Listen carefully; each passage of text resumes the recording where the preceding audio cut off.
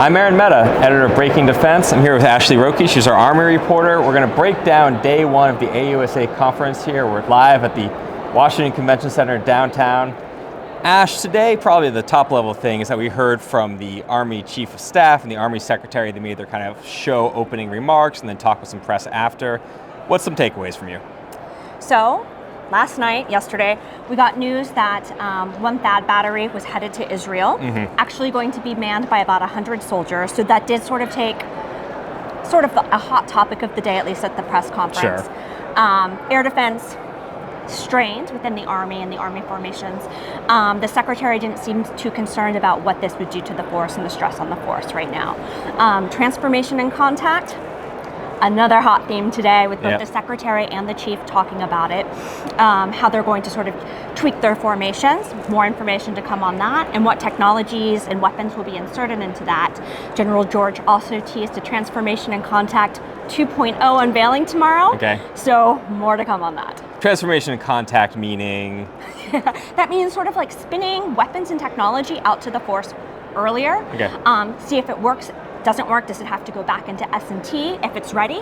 And then also looking at the formations of troops of like how they're going to operate on the battlefield. Gotcha. All right, and then before the show, you had a couple of interviews, stories which you can find on Breaking Defense right now, but walk us through a little bit. You talked with Gabe Camarillo, who's the number 2 civilian in the Army, and then also Doug Bush, who's the acquisition head. So a few top level things coming out of that.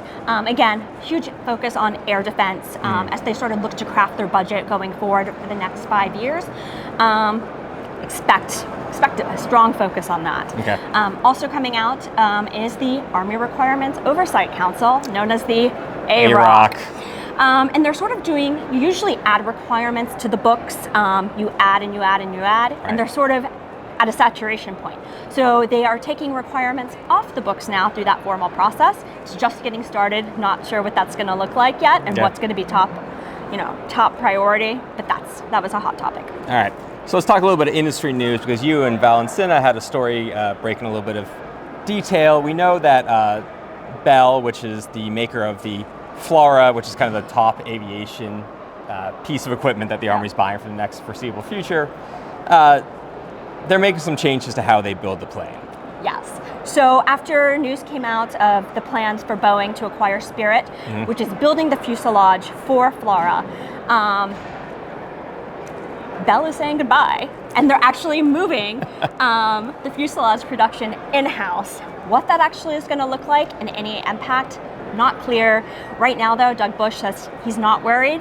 He thinks everything's going to stay on track, so more to come on that. All right, so let's look ahead to day 2 and what we might hear tomorrow.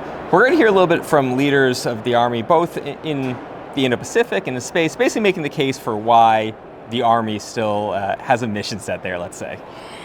Yes, so especially in the Indo-Pacific, the Army is definitely making the case, they've been making the case of why they're relevant, whether it's through formations like the SFABs or the Multi-Domain Task Force. They're setting up to operate in the Indo-Pacific where they can. So tomorrow you're going to have several events from General Flynn, who's out in the region. He'll be talking both at the conference and at a CNAS event on making the case of why the Army is relevant over water. Space. So the Army depends on data and information, and since the creation of the Space Force, they're still sort of sorting it out, as our space reporter Teresa Hitchens has covered in depth. So there should be some stories, maybe news coming out of that tomorrow.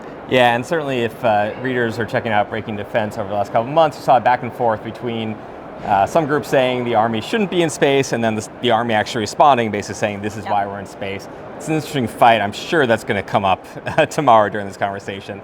So we'll have coverage of that and everything else that's going on at the show. There's a lot happening both in the event space here and then on the actual show floor, which is massive as it always is here. Always. So certainly keep at breakingdefense.com for coverage of the show, and we'll see you tomorrow. Thanks for watching.